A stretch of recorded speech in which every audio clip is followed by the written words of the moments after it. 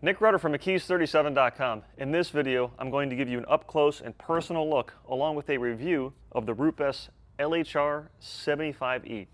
This is a battery-powered cordless tool that packs quite a punch. Use this machine for polishing small, intricate body panels where a larger tool like the RUPES HLR15 or 21 simply won't reach. Hang tight, let's take a close look at this awesome tool. So the first thing you'll notice about this tool is the very unique design. There's other cordless polishers on the market like the Flex PXE80, and RUPES takes a completely different approach. To be honest, when I first saw this design, I didn't really care for it. I didn't think that the ergonomics would be that great. However, after getting some seat time with it, which I'll show you momentarily, I really like the design and the ingenuity that went behind this tool. So this is the most recent version, and you can tell because it has the new trigger.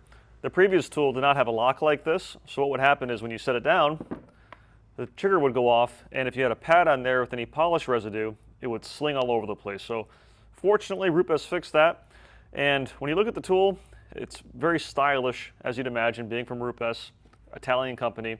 And there's a soft cover right here where the machine is really easy to hold on to, and when you depress the trigger, it fits perfectly in your hand, and then you have this rubber grip right here, so the machine doesn't slip out of your hands as you work your way around your vehicle and possibly sweating working outside. You get 2 batteries and a charger with your purchase. The battery is a real snug fit, which is exactly what you want. Fits nice and tight, and it has a little bar here that tells you how much battery life remains when you're using the tool, which is really nice. And then you have your variable speed trigger, which this tool goes from 1 to 5, and it's very powerful. Like all the other RUPES tools, they engineer this for maximum smoothness using their pads. So when you run the machine without any pad on there, it's still extremely smooth, but as soon as you attach a pad, it's crazy how smooth it is. So a 3-inch backing plate designed for the RUPES, I think they're 3.75-inch foam pads, and RUPES has quite a few pads that work with this tool. You have their blue coarse foam, their yellow polishing, and then the white finishing pads. And then they also offer some wool pads as well. You have the aggressive wool pad, the medium wool pad, and then some microfiber pads. So overall, great tool, very ergonomically designed. You can use it one-handed like this, work your way around the car, or you can hold it like this with your hand on the back. So lightweight, compact, easy to handle. Let's check it out and see how it performs on the back of my BRZ. So this tool excels in a lot of different areas, namely small, intricate panels. This BRZ, the trunk is really small, and granted, I could use a 15 or a 21 in here without issue, but I like the precision of using the smaller tool. And this has some water spots and some very light swirl marks. It's not too bad.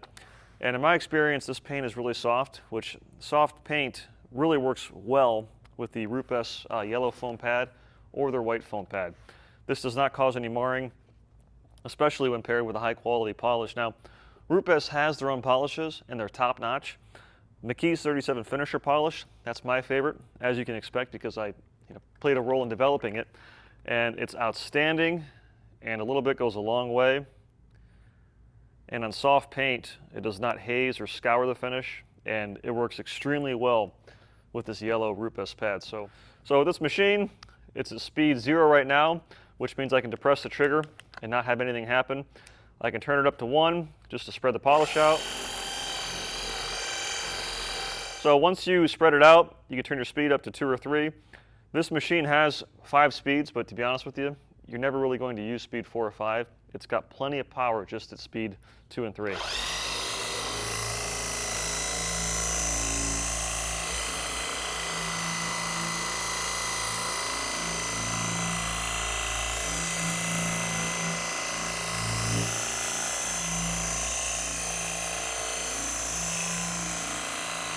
So you can see I'm holding it with 2 hands. You can also use it with 1 hand as well. Pick your poison, do what works best for you. And I'm applying medium downward pressure. With the RUPES tools, you don't have to apply a lot of pressure. You let the stroke of the machine, which this is 12 millimeter, you let that do the work for you. And even with being on speed 2, there is 0 issue with pad rotation on this tool. Zero issue at all. It's a real joy to use. Never lift the machine off the paint until the pad stops rotating. And then again, what's really nice about this redesign is I can leave it on speed 2 and set the machine down and not worrying about the trigger being depressed when I set it down. Grab a microfiber towel, and always make it a habit to inspect your towels prior to using them, visually and with tactile feedback from your hands. This towel looks good. And here's a tip for wiping off a polish. Fold the towel 4 ways and take short, firm strokes. And we just polished this paint, we just removed any defects. The last thing we want to do is instill defects by holding the towel improperly or wiping carelessly. So it looks great. Have my scan grip light here to inspect the results, and that yellow pad works extremely well on this soft paint when paired with the finisher polish. I don't see any defects. There was just some real light swirls and some staining on the other side, and I'll be back with you to do the rear end. So we know how well the RUPES HLR75 does on flat panels, but how about bumpers like this and trunk lids where there's lots of curves and contours? Well, let's find out.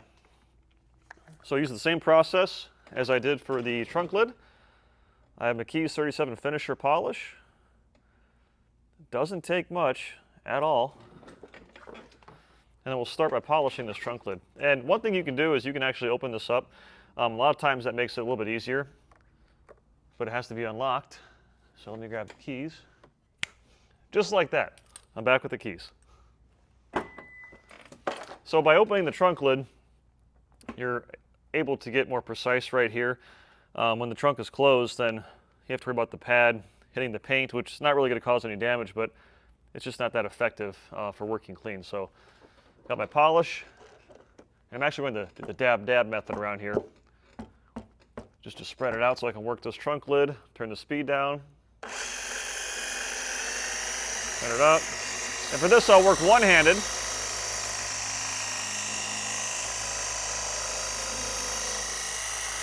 Get down here below the Subaru emblem.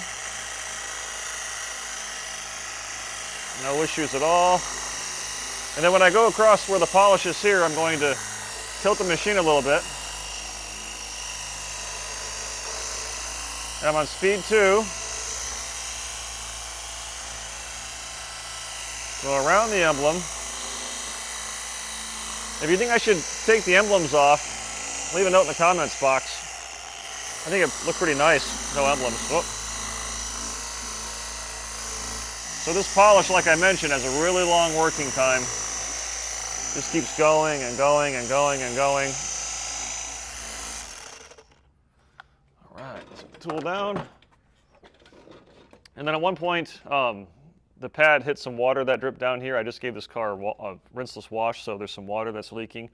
One of the many benefits of using a car dryer before you polish, even after using a rinseless wash. And what happened is introduce water to my pad, so there's a little bit of splatter, but no big deal. It'll clean up easily. And again, the trunk lid on this car, it's not trash by any means. It's actually really not even that bad a shape. I'm just trying to maximize the gloss so I can put our coating back on it, stick a fork in it, and enjoy the car for what it is, which is a driver's car, 110%. And when you're wiping off polish residue, flip your towel frequently, otherwise it builds up on the towel. So flip your towel frequently. This polish is really easy to wipe off, like I've mentioned several times. And also make sure you have plenty of towels.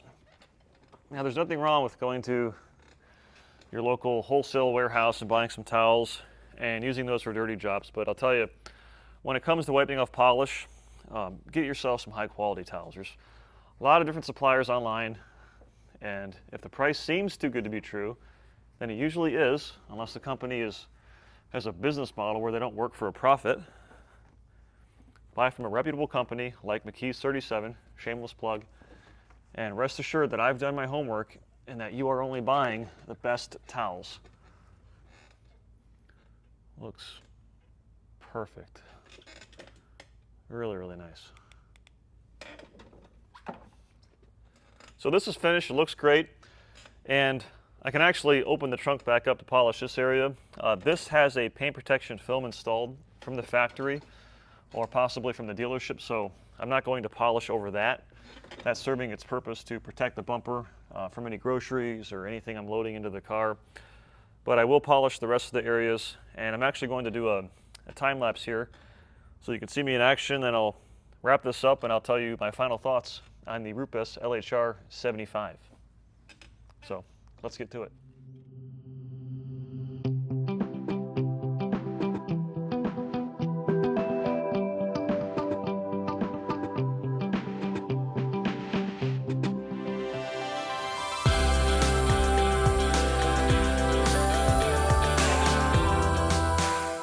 So there you have it, my review of the RUPES HLR75.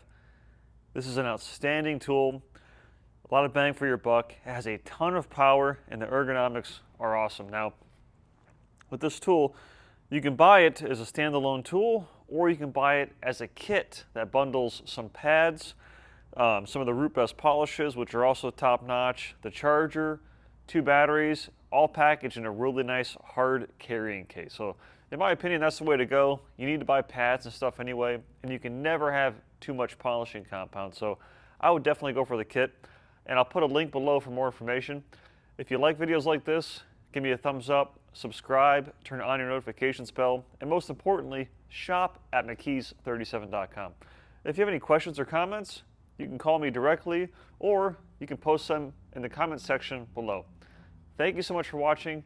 I'm Nick Rutter from McKee's37.com. Take care, and God bless.